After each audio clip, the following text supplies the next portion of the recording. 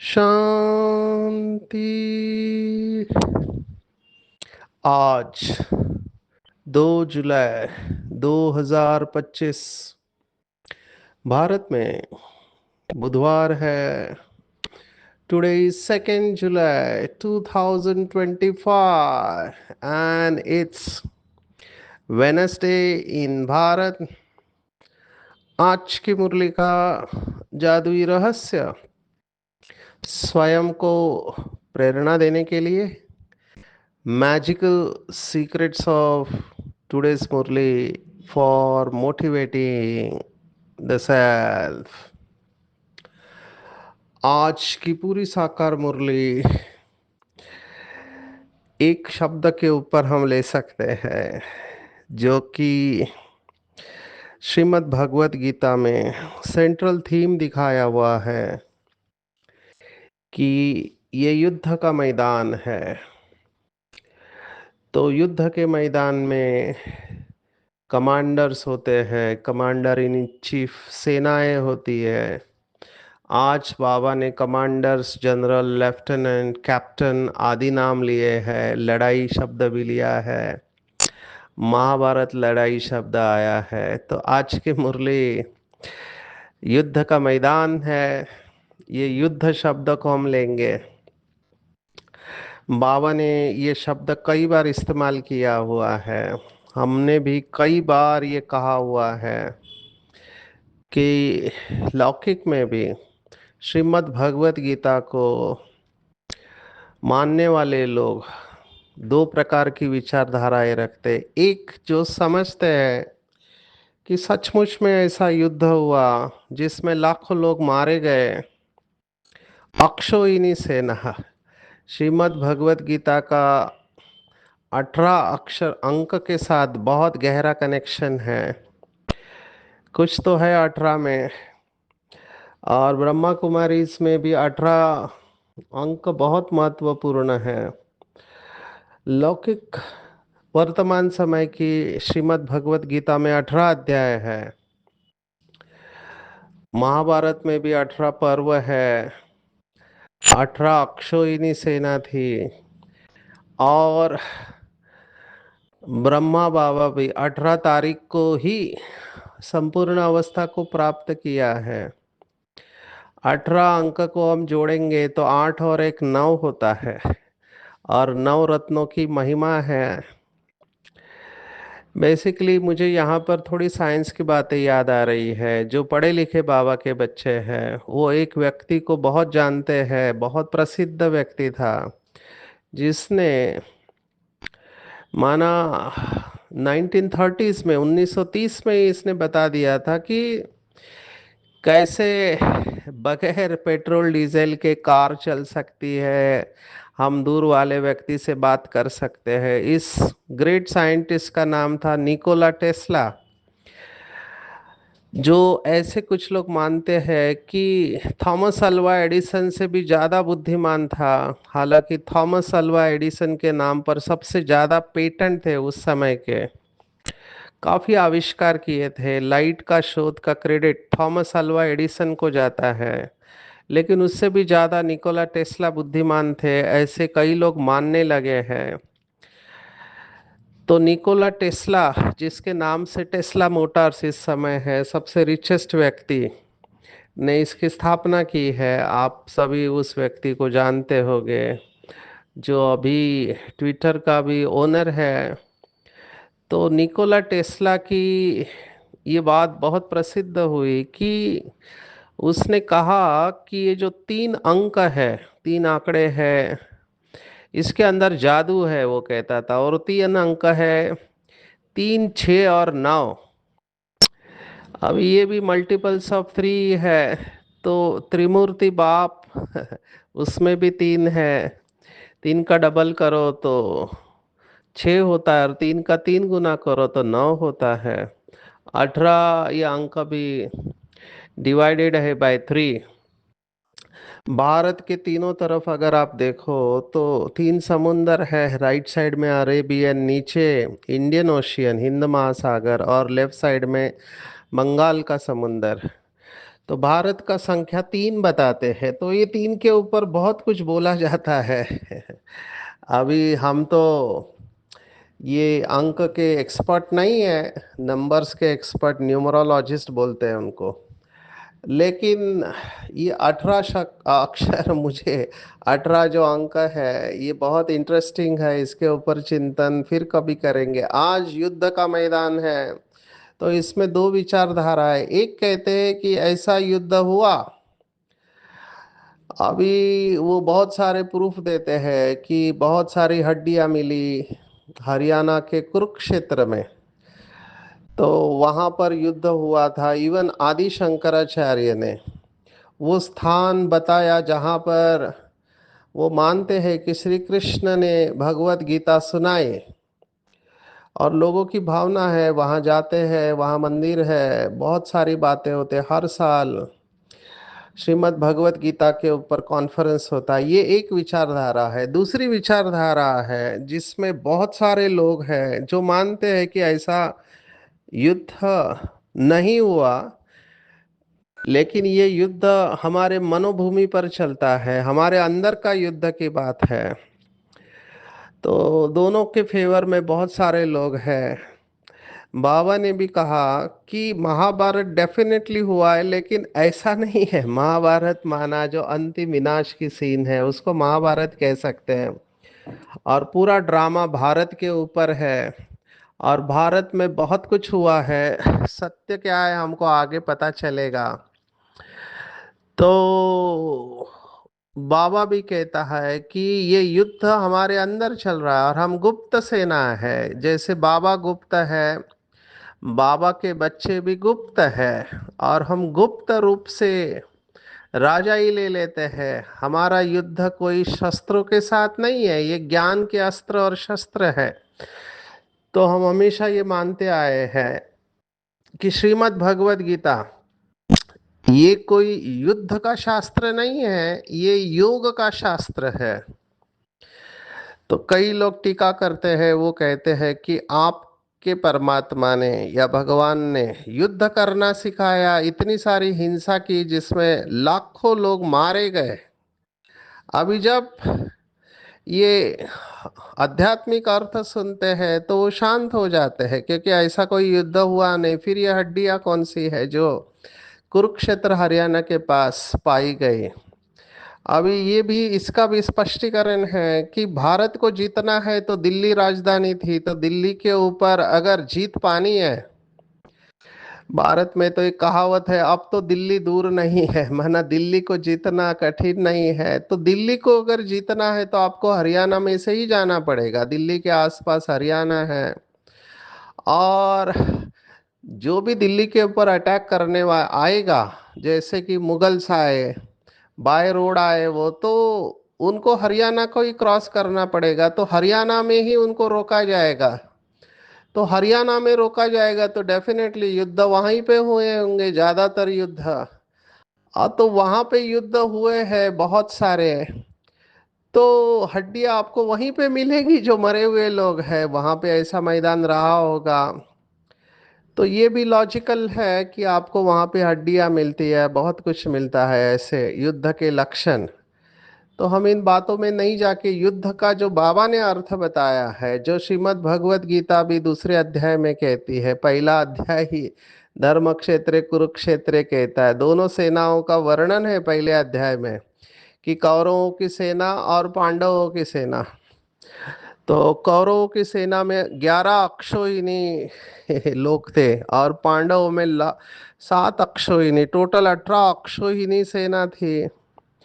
तो कौरवों के मुकाबले पांडव बहुत कम थे। इसका अर्थ बाबा ने ये बताया है कि प्रीत बुद्धि जो पांडव है, जिन्होंने परमात्मा को पहचान लिया, वो इस समय दुनिया में बहुत कम है। बाकी सभी को कौरव सेना कह सकते हैं, क्योंकि विपरीत बुद्धि है। माना परमात्मा को पहचानने की बुद्धि नहीं है। गुप्त रूप में आया हुआ परमात्मा, उसको पहचानने की बुद्धि नहीं है, इसलिए उसको विपरीत बुद्धि कह सकते हैं। तो प्रीत बुद्धि विजयंती और विपरीत बुद्धि विनश्यति। अभी आते हैं युद्ध के ऊपर। बाबा ने कितने बार कहा है कि बच्चे युद्ध मत करो। युद्ध के संस्कार आपको त्रेता तक लेके जाएंगे। जो सदा काल का विजय अनुभव करते हैं वही सतयुग में आएंगे। तो युद्ध समाप्त हो जाना चाहिए हमारे अंदर का। अभी युद्ध के बारे में देखते, युद्ध किसके बीच में है? तो माया के बीच में और हमारे बीच में है ना।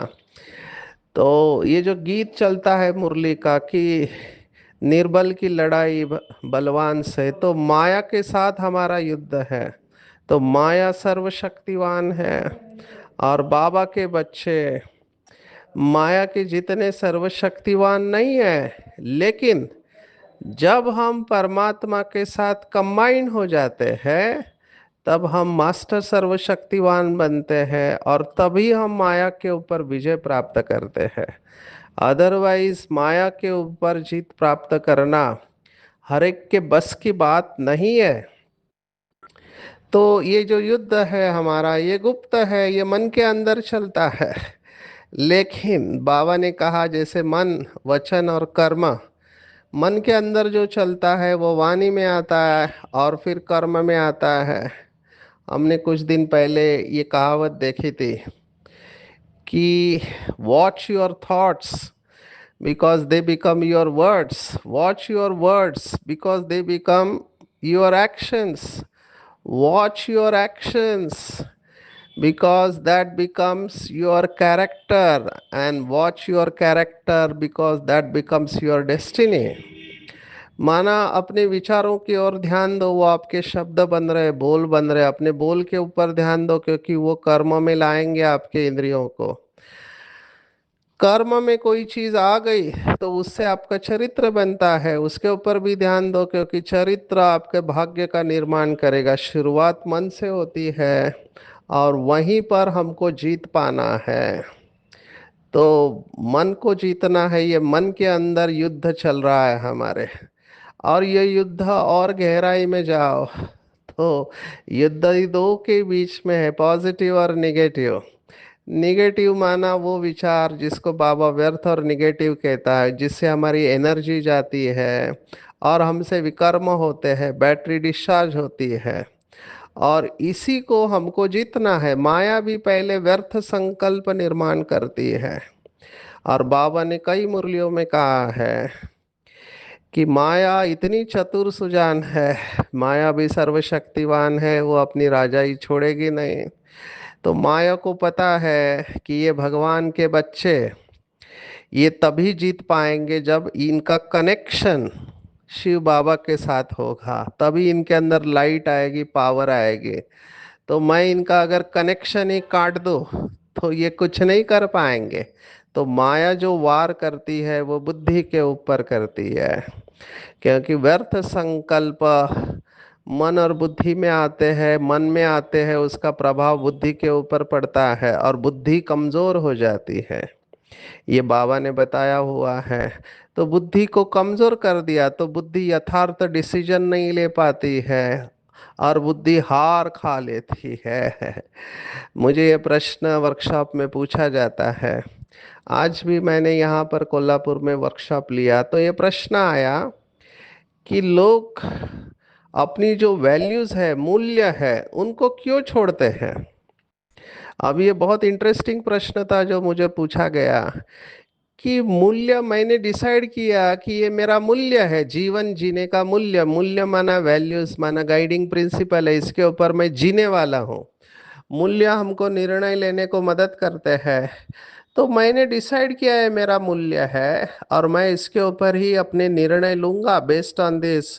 फिर ऐसा क्या होता है कि लोग मूल्य को छोड़ देते हैं और दूसरे मूल्य अपनाते हैं? वैल्यूज चेंज क्यों होते हैं? क्लासिकल एग्जाम्पल जो बाबा रोज की मुरली में कहता है कि बच्चे माया के तूफान आएंगे, आपको डरना नहीं है। तो ये जब तूफान आते हैं तूफान आते हैं तो लोग उस तूफान को सहन नहीं कर सकते, तो वो अपने मूल्यों को बदल देते हैं।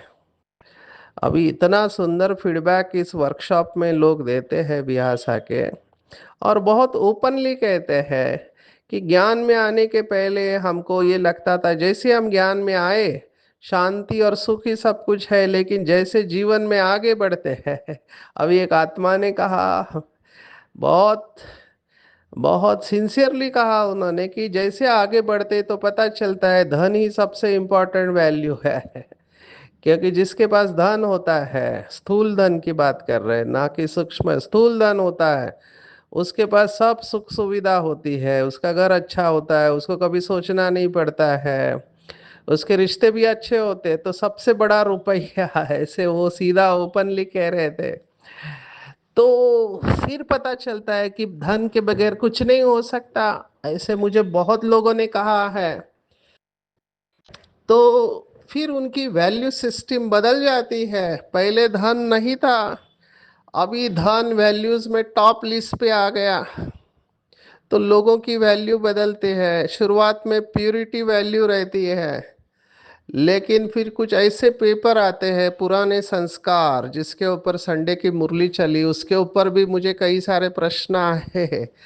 तो प्यूरिटी की वैल्यू थी, बहुत बाबा के बच्चों की पवित्रता की वैल्यू थी, मूल्य था उनके लिए, लेकिन जैसे ही पेपर बढ़ते गए तब उस मूल्य को कॉम्प्रोमाइज किया गया, वो मूल्य को चेंज कर दिया, और अभी उनकी वैल्यू सिस्टम बदल गए।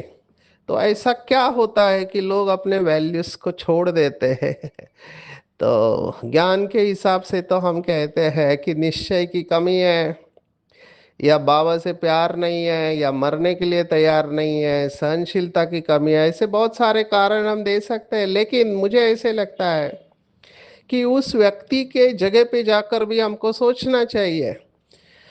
यहाँ पर हम जब वर्कशॉप लेते हैं तो हमको ओपन माइंड रखना होता है, और किसी को हम जज नहीं करते हैं, माना किसी को लेबल नहीं लगाते कि अच्छा है या बुरा है। भगवान भी हमको ड्रामा की सर्वोच्च पावर देता है कि उस आत्मा का डिसीजन है। आप सोचो, एक कुमार मेरे साथ, हम उनको रोज देखते थे रोल मॉडल के रूप में, ज्यादा बात नहीं करेंगे, भट्टिया करेंगे, चार्ट रखेंगे, यज्ञ के सहयोगी, तन मन धन समय श्वास संकल्प, ऐसा ऐसी आत्मा बाबा का हाथ कैसे छोड़ सकती है? कुमार जीवन छोड़ दिया, अभी तो सेंटर पे आना भी छोड़ दिया। तो ये क्यों होता है कि माया का प्रेशर आता है, माया बुद्धि के ऊपर प्रेशर डालती है, और आपको ये बताते रहती है कि इसमें सुख नहीं है, सच्चा सुख तो मेरे पास है, और फिर वो आत्मा अपनी वैल्यूज को छोड़ देता है। इसको हम अंग्रेजी में कहते हैं मोरल कॉन्फ्लिक्ट, नैतिक संघर्ष चलता है बहुत लोगों के अंदर। यही शायद युद्ध है जिसको हमको जीतना है, और इस युद्ध में स्थिर करने वाले को युधिष्ठिर कहते हैं। तो शिव बाबा या ब्रह्मा बाबा युधिष्ठिर है, हमारा बड़ा भाई है, युधिष्ठिर बड़ा भाई है, तो ब्रह्मा बाबा सच्चा युधिष्ठिर है, जिसने खुद मैदान में आगे रखकर सबको गाइड किया। तो युधिष्ठिर युद्ध में स्थिर करना सिखाते हैं, और हमने शिव बाबा की मदद से इसके ऊपर विजय प्राप्त किया, माया के ऊपर। तो ये आज की मुरली है। तो आज की मुरली में बार बार एक पॉइंट आ रही है कि बच्चे, जो समझदार बच्चे हैं, कमांडर, जनरल, लेफ्टिनेंट या कैप्टन, ये शब्द भी कई लोगों को समझते नहीं है। नेवी में कैप्टन होते हैं, आर्मी में कैप्टन शब्द नहीं है। आर्मी में या तो कर्नल है, या कमांडर है, या ब्रिगेडियर है, या जनरल है, लेफ्टिनेंट है। नेवी में कैप्टन होता है। तो बेसिकली भाव यह है कि जो महारथी है उनको आपस में मीटिंग करना चाहिए कि कैसे बाबा का संदेश पूरे विश्व में पहुंचाए विनाश के पहले। ये आज की मुरली है। तो हमको युद्ध के मैदान में हार नहीं खाना है। बाबा ने हमारी सेना को नाम दिया अलग अलग। एक नाम है शिव शक्ति पांडव सेना। शिव शक्ति पांडव सेना, या अंग्रेजी में बाबा ने नाम दिया है incognito warriors. Incognito, unknown but very well known. Unknown है, हम गुप्त है, but very well known in scriptures. शास्त्रों में जो महिमा है हमारी ही महिमा है। चौथी बात सेना के बारे में, हम डबल अहिंसक है। वो सेना होती है वो हिंसा करती है, हम कोई हिंसा नहीं करते। हम डबल अहिंसक, सिंगल अहिंसक भी नहीं। डबल का बाबा ने अर्थ बताया, एक स्थूल हिंसा करना माना मारना काटना। दूसरा है सूक्ष्म में भी हिंसा नहीं है, जिसके ऊपर आज का वरदान है, हम बाद में आएंगे।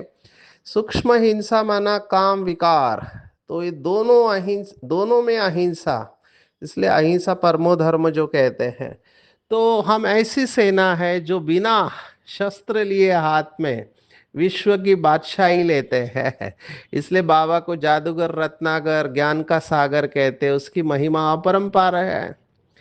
तो अच्छे अच्छे बच्चे, बाबा ने बार बार कहा है कि आपस में राय करनी चाहिए कैसे बाबा का परिचय दे। अभी तो बाबा की सेवा कितनी फास्ट बढ़ रही है, मैं इस स्पीड को देख रहा हूँ। हमको कोई मेहनत नहीं है फील्ड में, अपने आप सेवा हो रही है बाबा की। पेपर भी चल रहे एक तरफ और दूसरे तरफ सेवा भी हो रही है। तो इसको हम हिंदी में कहते हैं समय की बलिहारी है। इस समय समय की बलिहारी। अभी मैं कोल्हापुर में देखा, इतनी सुंदर धरनी है यहाँ पे।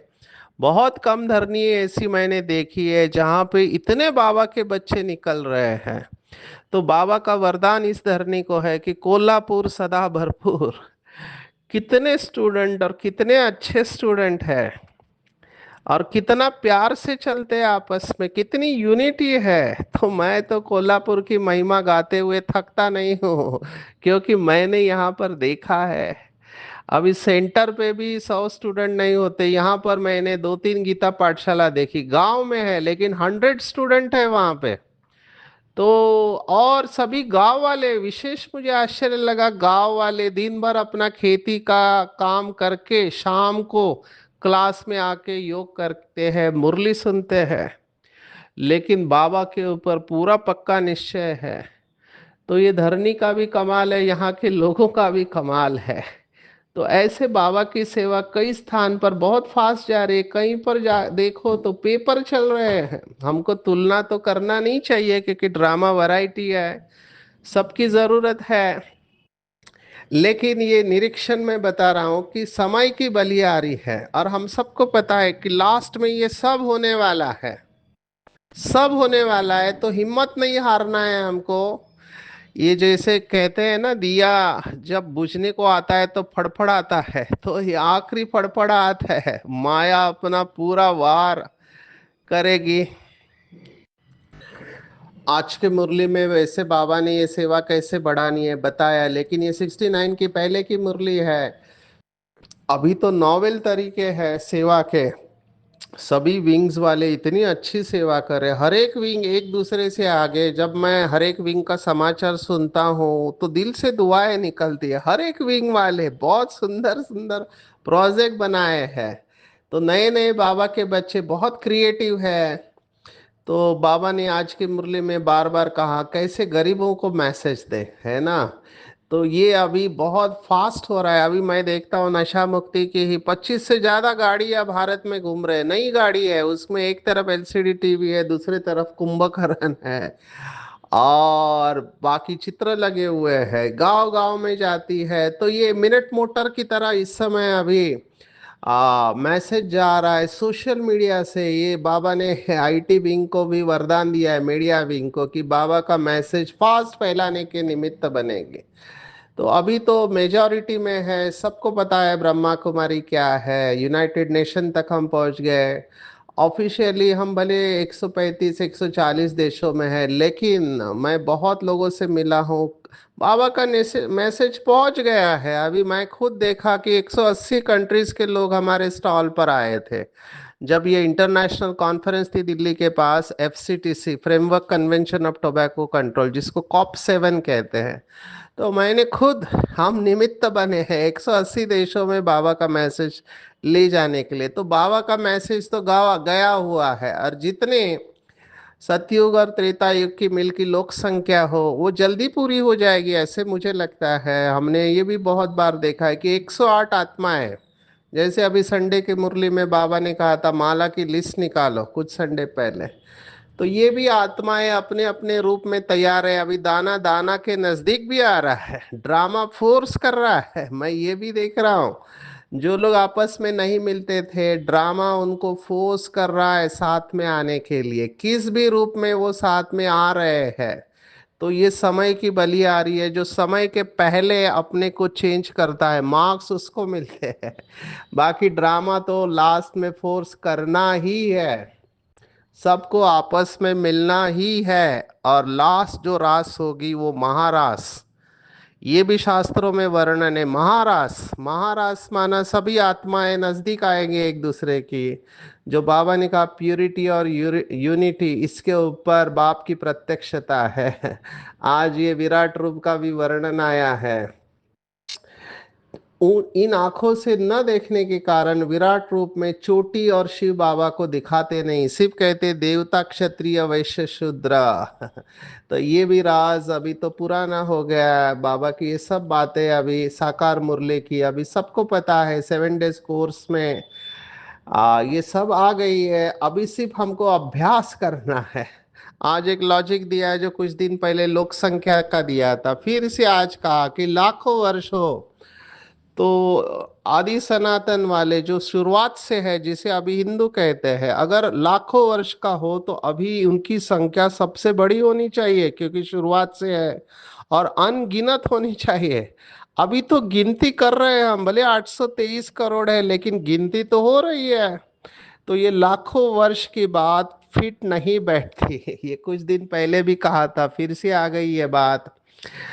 फिर कल धनी के नाम पे सफल करने की बात है, आज फिर से वो बात आई है। कोई 1,000 निकलेंगे, कोई काम, कोई तो 2 रुपए भी बेचते हैं, कहते 1 रुपए की ईंट लगा देना। 1 रुपया 21 जन्मों के लिए जमा करना, यह है गुप्त। और ये दोनों की वैल्यू सेम है, गरीब का 1 रुपया और साहूकार का 1,000 रुपया। बाबा का अकाउंट ही टोटली अलग है। आपका टोटल इनकम है, उसका परसेंटेज बाबा देखता है। ऐसे नहीं आपने क्वांटिटी ज्यादा दिया इसलिए आपका जमा, नहीं। आपका टोटल कितना है इनकम, उसका परसेंटेज कितना है, तो परसेंटेज इज इम्पोर्टेंट। तो गरीब का है इनकम कम, उसमें से अगर वो 1-2 रुपया देता है तो बड़ी बात है। तो 1,000 और 1 रुपए दोनों की वैल्यू सेम है, ये भगवान का कैलकुलेशन है। आज कहा ब्रह्मा को क्रिएटर नहीं कह सकते, क्रिएटर तो शिव बाबा है। और क्रिएटर माना वो हवा में नहीं बनाता है, पुरानी से नहीं करता है। तो हम राज ऋषि है नाम बाबा ने पहले बदल दिया था, लेकिन देखा माया खा जाती है तो माला बनाना और नाम रखना छोड़ दिया, आज ठगी को भी याद किया है। कितनी अच्छी बात है। उस जमाने में बाबा 69 के पहले क्या है, दूध में भी ठगी है। अभी एग्जैक्टली हम ये जानते हैं दूध न पीने का एक कारण, कि बहुत सारा दूध मार्केट में जो आता है मिलावट वाला है। किसी ने आंकड़े बताए, 60 लाख प्रोडक्शन है और सप्लाई 80 लाख डिमांड है, तो बाकी का 20 लाख लीटर कहाँ से आया, तो डेफिनेटली ये मिलावट वाला है। सच्ची चीज तो मिलती ही नहीं, इसलिए बाप के लिए भी ठगी है, अपने को भगवान कहते हैं। तो ये सब बातें सुननी और सुनानी है, फालतू बातें सुननी और सुनानी नहीं है। काम जीत के ऊपर आज का वरदान है। काम विकार का अंश है, हत की कामनाएं।